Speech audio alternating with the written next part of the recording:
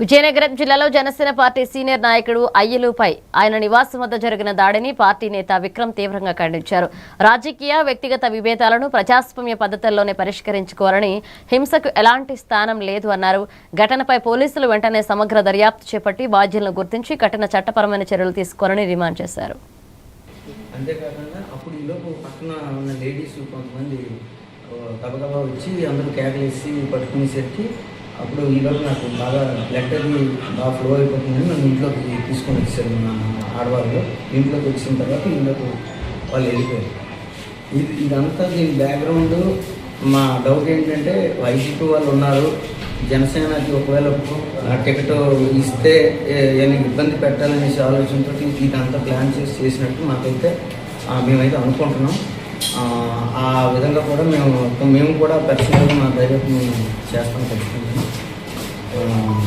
దీనికి న్యాయపరంగా ఏ విధంగా అయితే అది విని మా ఆయన పరిగెత్తుకుంటూ వచ్చి ఎందుకు మా ఇంటి ముందు వచ్చారు, ఏం మాట్లాడుతున్నారు జస్ట్ పుష్ చేశారు. పుష్ చేసినందుకు వాళ్ళు వచ్చి తనని చేసేస్తున్నారు. నోటి దగ్గర కొట్టారు, కాలు పడేసి మెడపడ్డారు.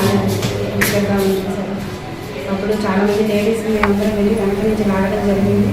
అది జరుగుతుందని ఏదో మా ఇంట్లో మా అక్కకి కేర్ టేకర్ ఈవిడ్ని కూడా కొట్టారు.